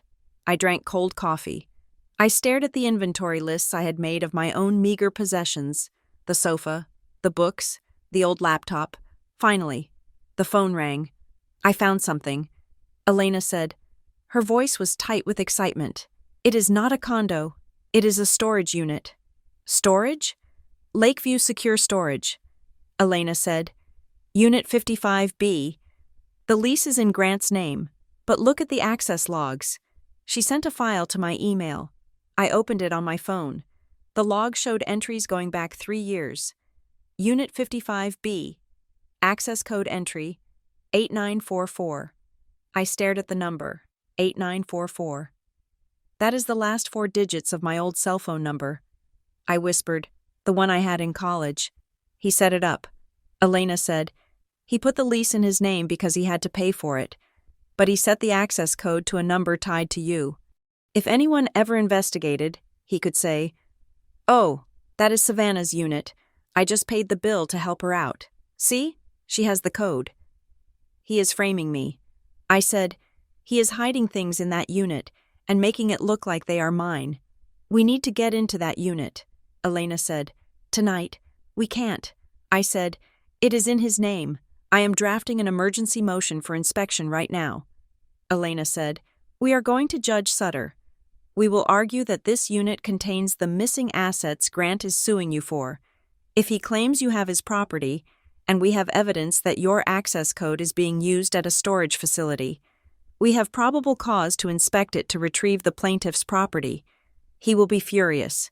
I said, "He won't know." Elena said, "Until we are already inside." The court order came through at 10 the next morning. Judge Sutter was tired of the games, and Elena's argument that we were attempting to locate the very items Grant demanded was legally airtight. Lakeview Secure Storage was a concrete wasteland on the edge of the city. It was a grid of orange metal doors and security cameras. The air smelled of diesel and dust. I met Elena there. She had a sheriff's deputy with her to execute the order. The facility manager, a nervous man with a clipboard, led us to Unit 55B. "This is highly irregular," the manager muttered. "Mr. Roberts is a longtime client. We have a court order." "Sir?" the deputy said. "Open it." The manager sighed and cut the lock. He rolled the metal door up. It rattled and groaned, a sound that echoed in the empty corridor. The sunlight hit the dust motes, dancing in the air. I stepped forward, my heart hammering against my ribs. The unit was not full of furniture. It was not full of old bikes or holiday decorations. It was full of banker's boxes, dozens of them, stacked 5 high against the walls, and on every single box, written in thick black marker, was a name: Savannah. I felt a wave of nausea. The handwriting was Grant's. It was aggressive, the letters jagged and rushed. Savannah, taxes. Savannah, receipts. Savannah, personal. He built a fake life for me. I whispered. Elena put on a pair of latex gloves.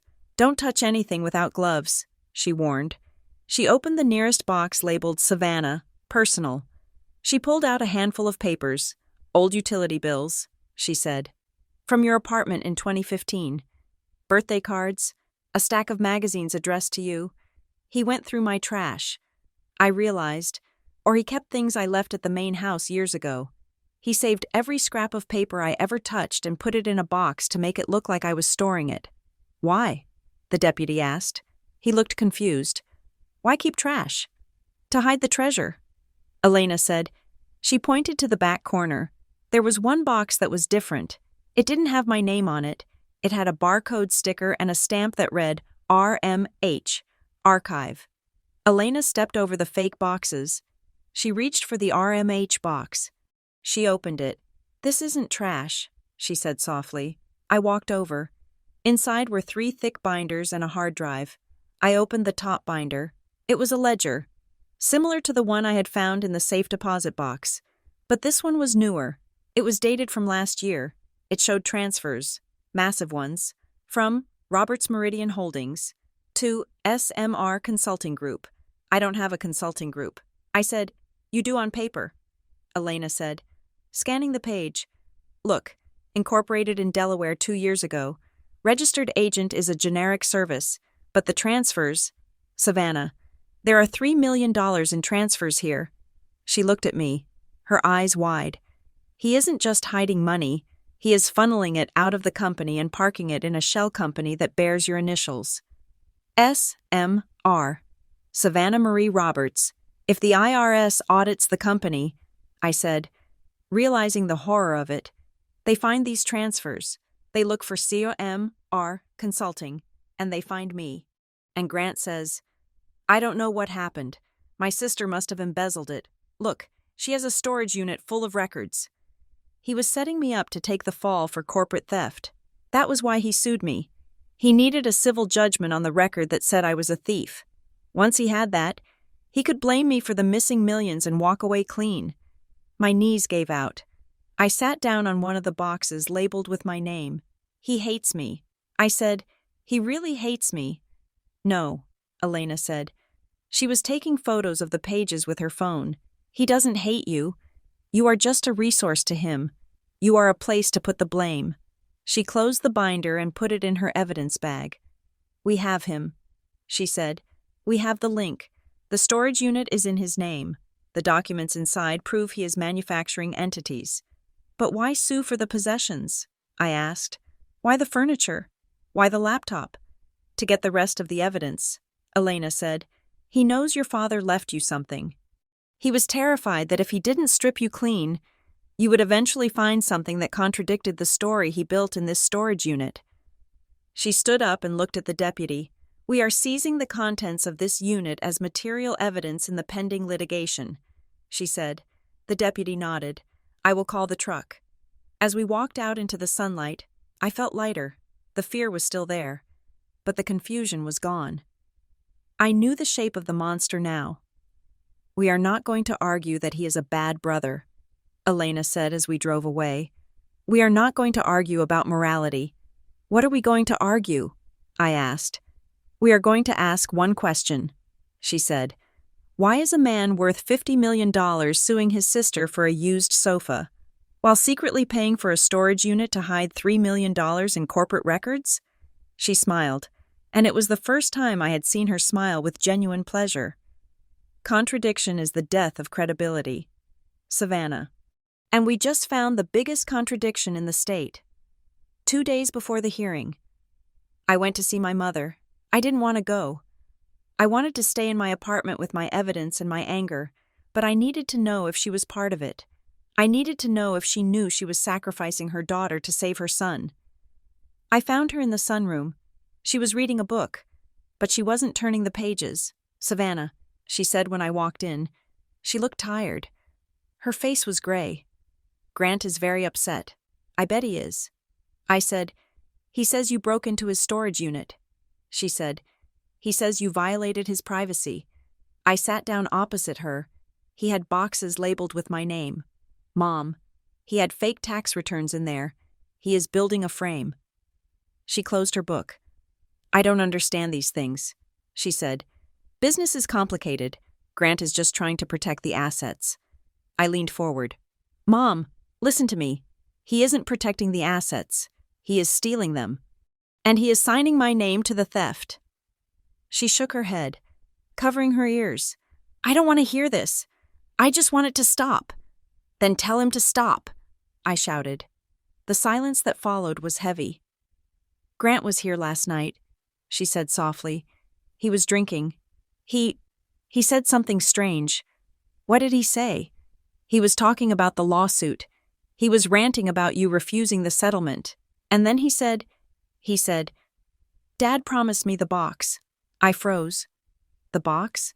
"Yes." She said, "He said, the old man promised me the box before he died. He said I could have it if I kept the company safe. Savannah has no right to it." She looked at me, and her eyes were frightened. "Savannah, what box? Your father didn't leave boxes. He left trust funds and stocks. He didn't leave boxes." I realized then that she truly didn't know. Grant had lied to her too. He had told her a story about a resentful sister and a benevolent brother, but in his drunkenness, he had revealed the truth. He was hunting. He meant the evidence. "Mom," I said, "Dad kept evidence of what Grant was doing. Grant thinks Dad promised to destroy it, but Dad gave it to me instead." Kendra Roberts looked at her hands. Her wedding ring was loose on her finger. "He wasn't trying to teach you responsibility, was he?" she whispered. "No," I said. She closed her eyes. A tear leaked out and tracked through her powder. "I am sorry," she said. It was the first time in my life she had apologized to me. It wasn't enough. It wouldn't stop the lawsuit, but it was a crack in the wall. I stood up. "I have to go. Mom, I have court on Friday." She didn't open her eyes. "Be careful," she whispered. "He destroys things when he is cornered." The night before the hearing, I was alone in my apartment. The city was quiet. The radiator clanked its familiar rhythm. I had my suit laid out on the chair, the same navy suit I had worn to the first hearing. It felt like armor now. My computer pinged. I walked over to the desk. It was an email. Sender: unknown. Subject: for your eyes only. Draft. I hesitated. My cursor hovered over the attachment. It was a PDF. I clicked it. The document opened. It was a draft form on the letterhead of the Caldwell County Sheriff's Civil Division. Title: Property Seizure List. Execution, date, pending court order. Case: Roberts vs. Roberts. Location of seizure: 402 Maple Street. Apartment 3, C. I read the address. That was my apartment. I read the list of items to be seized. 1 Rolex Daytona watch. Serial number 48292. 2 box of rare gold coins, Liberty Head. 3 oil painting. Storm over the harbor, valued at $15,000. 4 external hard drive labeled RMH, Q4 backups. 5 set of keys labeled Penthouse B, the Meridian. I stared at the screen. My stomach dropped so hard I felt dizzy. I looked around my living room. I did not have a Rolex. I did not have gold coins. I did not have a $15,000 painting. I certainly did not have keys to a penthouse. I read the list again. External hard drive labeled RMH, Q4 backups. He wasn't just coming to take my stuff. He was coming to put stuff in. The meeting with the sheriff, the condo Daphne mentioned, the storage unit, it was all one giant magic trick. Grant intended to have the sheriff raid my apartment, but before they did, or perhaps during the raid, these items would be found here. If the sheriff found Robert's Meridian backups and a set of keys to a luxury penthouse in my modest apartment, it would look like I had been living a double life. It would look like I had stolen corporate assets and was hoarding them. It would prove his entire case. Look, Your Honor, my sister has the company backups. She has the keys to the company apartment. She is the thief. He was going to plant the evidence on me. I felt a cold sweat break out on my forehead. This was why he wanted the turnover order so badly. This was why he had refused to settle unless I gave up the records. He needed to get his own incriminating records into my possession so the law could catch me with them. I saved the file. I forwarded it to Elena. Then I sat back in my chair. The keys marked Penthouse B. Daphne had said he was clearing out the condo. He wasn't clearing it out to hide it. He was clearing it out to move the contents here. I looked at the time, 2 a.m. The hearing was in 7 hours. I wasn't scared anymore. I was terrified. Yes, but it was the terror of standing on the edge of a cliff knowing you have to jump. He had overplayed his hand. He had gotten greedy. He had written a list of things that didn't exist in my world, assuming that his money and his lawyers could make them real. I printed the list. The paper was warm in my hand. I walked to the closet. I took out the shoebox where I kept the safe deposit key. I put the list in the box. I put the box by the door. I turned off the light. I didn't sleep. I sat in the dark and watched the sun come up over Marigold Heights. I watched the light hit the cheap particle board bookshelf and the second-hand sofa. He wanted to paint me as a thief living in luxury. I was going to show the court exactly what I was, a woman with nothing to hide and nothing left to lose.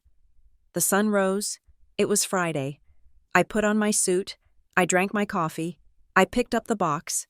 I walked out the door to end it. The morning of the hearing. The sky over Marigold Heights was the color of a bruise, a heavy mottled purple that promised rain but refused to deliver it. I stood in front of the Caldwell County Civil Court. Clutching the handle of my battered leather briefcase, my knuckles were white. Beside me, Elena Park looked like a statue carved from flint. She wore a sharp black suit and held her files against her chest as if they were shields. "Are you ready?" she asked. Her voice was low, lost in the noise of the morning traffic. I looked at the stone steps leading up to the entrance. They looked impossibly high. I am terrified. I said, "Good," Elena said. "Fear keeps you awake. Just remember the strategy. We do not have to prove you are a saint. We just have to prove he's a liar." We walked up the steps. The security checkpoint was a blur of beeping machines and bored guards. I put my bag on the belt. Inside it sat the inventory list I had received in the middle of the night, the list that terrified me, and the safe deposit key that felt like a burning coal in my pocket. When we entered courtroom 4, the air changed. It was cooler, smelling of lemon polish and old wood. The gallery was mostly empty, save for a few retirees who watched court cases for entertainment and a reporter from the local legal journal. Then the doors opened, and Grant arrived. He did not just walk into the room, he occupied it. He was flanked by Marcus Breen and 2 other associates from Holloway Breen. Grant wore a suit that absorbed the light, a deep charcoal wool that looked soft enough to sleep on. He was freshly shaved, his hair perfectly in place. He carried himself with the easy, rolling confidence of a man who expects the world to bend toward him because it always has. He saw me. He paused for a fraction of a second near the aisle. He didn't smile. He didn't frown.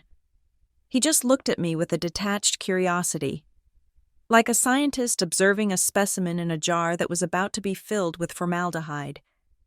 He nodded once, a microscopic gesture, and took his seat at the plaintiff's table. "All rise," the bailiff bellowed. The Honorable Marla Sutter swept into the room. She looked tired. Her robe billowed around her as she took the bench, and she arranged her files with a series of sharp, irritated movements. "Be seated," she said. "We are here on case number 4922, Roberts versus Roberts.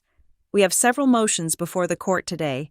Plaintiff's motion for property turnover, defendant's motion for sanctions regarding the alleged forgery, and the underlying claim of debt. She looked over her glasses at the two tables. Mr.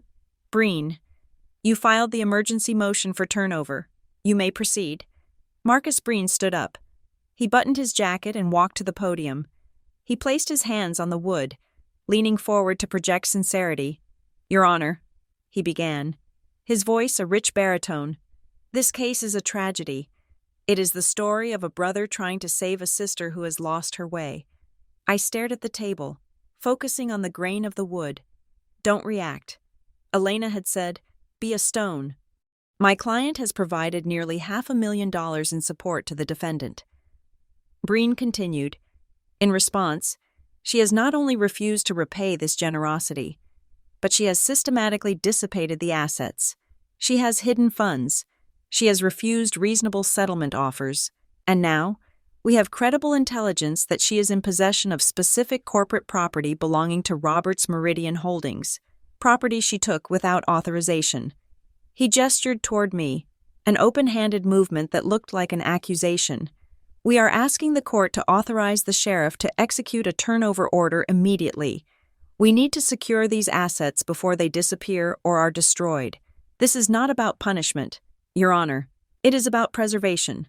Judge Sutter looked at him. And you have a list of these items? She asked. We do, Breen said. He held up a thick packet. We have provided a detailed inventory to the Sheriff's Civil Division, identifying the property we believe is currently being concealed in the defendant's apartment. I felt a cold shiver crawl up my spine. That was the list with the Rolex and the gold coins. The judge turned to Elena. Ms. Park? Elena stood up. She did not walk to the podium. She stood behind her table, small and fierce. Your Honor, this entire lawsuit is a fabrication, she said. Her voice was clear, cutting through the heavy atmosphere of the room. The debt does not exist. The promissory note attached to the complaint is a demonstrated forgery, a cut-and-paste job using a signature from a decade-old document. We have submitted the forensic report. Breen scoffed audibly. Alleged forgery. Breen muttered. Elena ignored him. Furthermore, she continued, the plaintiff's conduct suggests bad faith. He is using this court to conduct a fishing expedition. He is demanding the seizure of my client's personal property, her furniture, her computer, her private papers, under the guise of debt collection. But we believe the actual goal is to retrieve evidence of his own financial mismanagement. Judge Sutter rubbed her temple. Ms. Park, the forgery allegation is serious, and we will get to the evidentiary hearing on that. But right now, I have a plaintiff claiming that corporate assets are sitting in an apartment in Marigold Heights. If that is true, I have a duty to secure them. It is not true, Your Honor, Elena said. Then you should have no objection to the sheriff verifying that. Breen interjected smoothly. If she has nothing to hide, let the officers look. Grant turned his head and looked at me. His eyes were cold. Dead things. Got you, his expression said. Judge Sutter sighed. She looked at the clock. I am inclined to grant a limited order to secure the property. She said. My heart stopped. If the sheriff went to my apartment now, Grant would win. He would find the planted evidence, or he would simply use the raid to terrorize me. But, the judge continued, I want to be very clear about what is being seized. I will not authorize a blanket sweep of this woman's home. She gestured to the bailiff.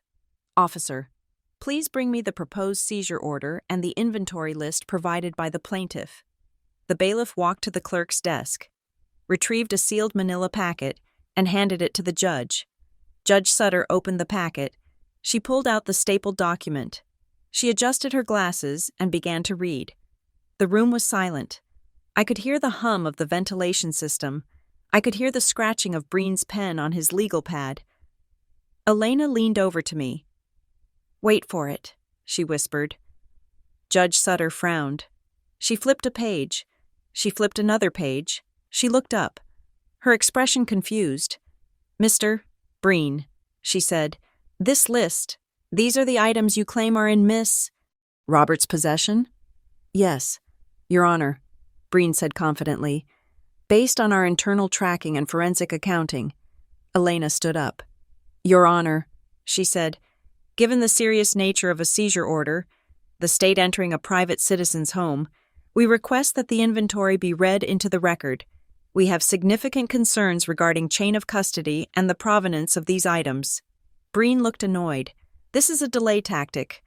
Your Honor, the list is in the file. The judge looked at Grant. Then she looked at me. There was a flicker of suspicion in her eyes now. No, she said. Ms. Park is right. If I am going to sign an order sending deputies to kick down a door, I want the record to reflect exactly what they are looking for. She handed the list back to the bailiff. Officer, please read the item descriptions aloud. The bailiff, a burly man with a flat, monotone voice, cleared his throat. He adjusted the paper under the reading light. Item 1, he read. 1 Rolex, Cosmograph Daytona watch, platinum finish, serial number 48292. Breen nodded smugly. Item 2, the bailiff continued. 1 box, 12 inches by 12 inches, containing Liberty Head gold coins, estimated value $40,000. I saw the reporter in the gallery perk up. He started scribbling furiously. A Rolex? Gold coins? I was supposed to be a destitute administrative assistant. Item 3, the bailiff read. Original oil painting, titled Storm Over the Harbor. Artist signed. Provenance Gallery 42. Item 4, 1 encrypted external hard drive. Brand Lacey, labeled RMH, Q 4 backups. Grant was sitting perfectly still, but I saw his hand clench into a fist on the table. Item 5, the bailiff read, 1 set of magnetic keycards and physical brass keys, labeled Penthouse B, the Meridian Residence. The room shifted. You could feel it. The air grew tight. Everyone in the courtroom, the clerk, the reporter, even the bored retirees, looked at me. I was wearing a suit I bought at a discount store 5 years ago. My shoes were scuffed. I drove a car that rattled when it idled, and the list described the inventory of a millionaire.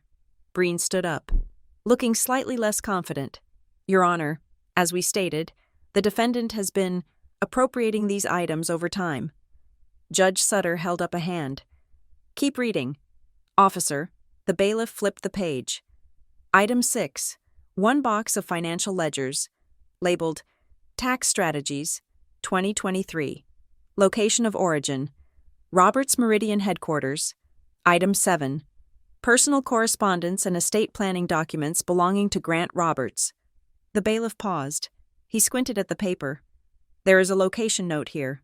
Judge, read it, Judge Sutter said sharply.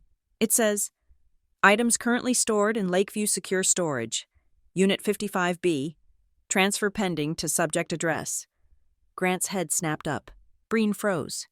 The bailiff continued.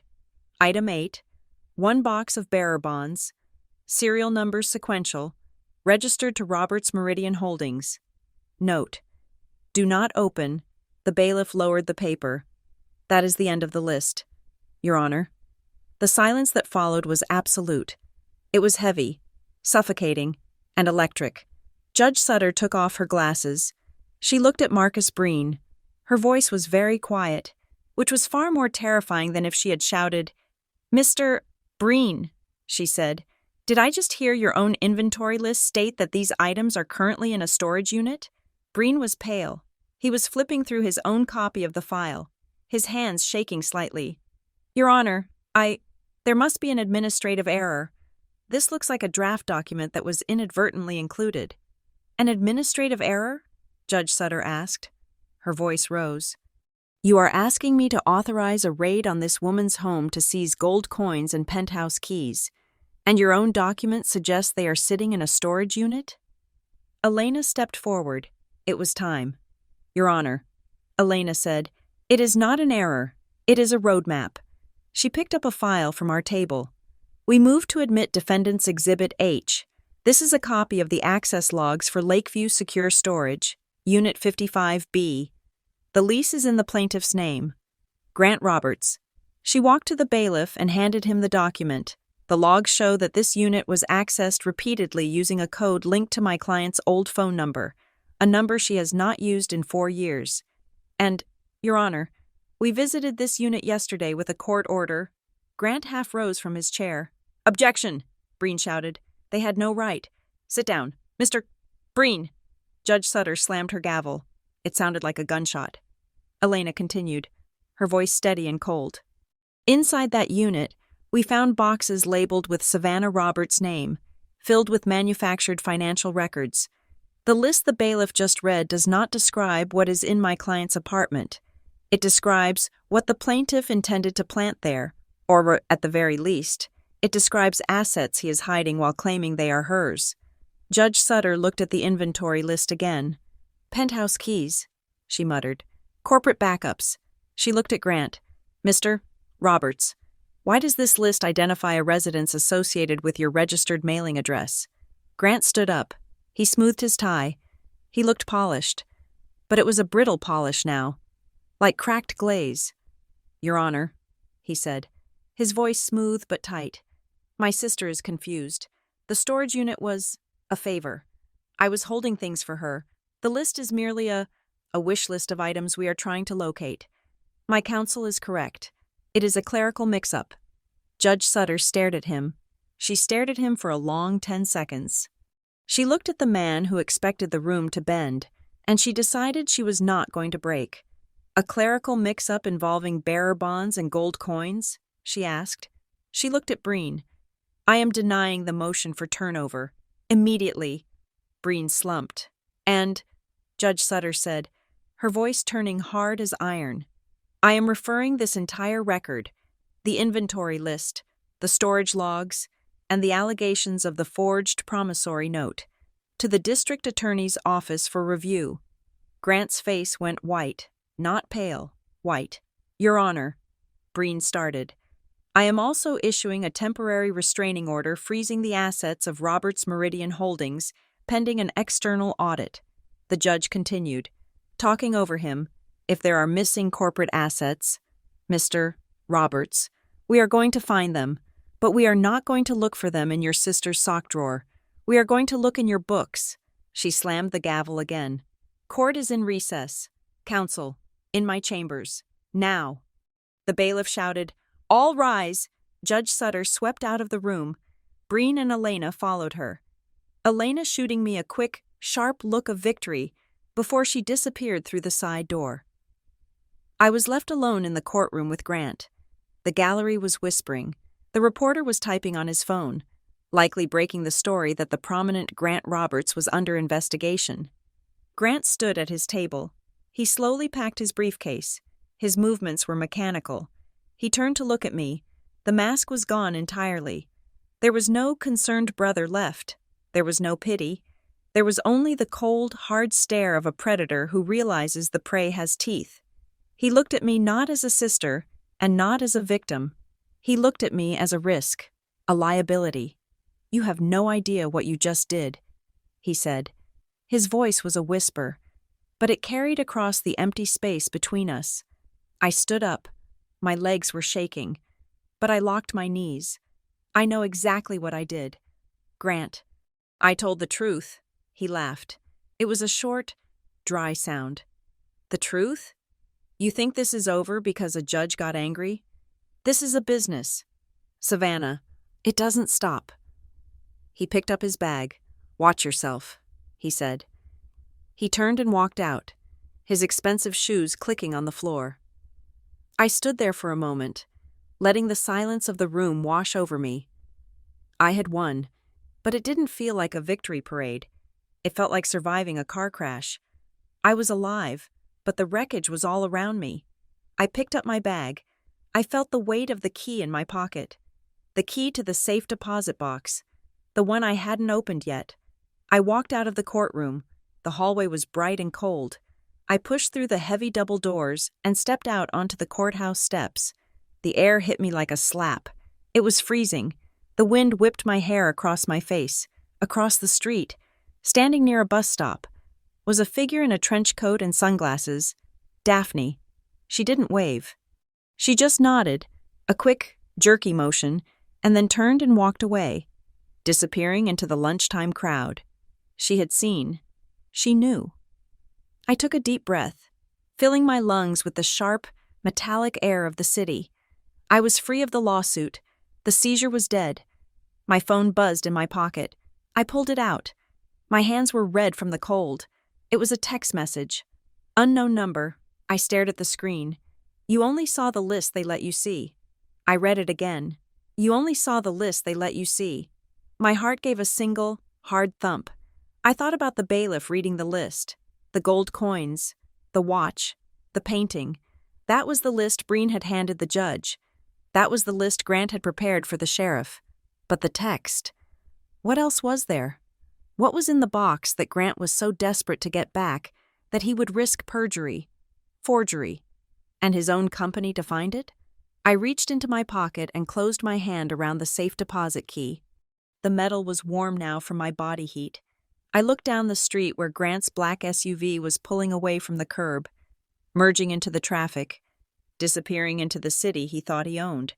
He thought it was over. He thought he could regroup, bury the audit, and come back for me later. I looked at the key. I wasn't going to hide. I wasn't going to disappear. I was going to the bank. I walked down the steps, into the wind, ready to unlock the next box and pull the entire truth, no matter how ugly, into the light. Thank you so much for listening to Savannah's story.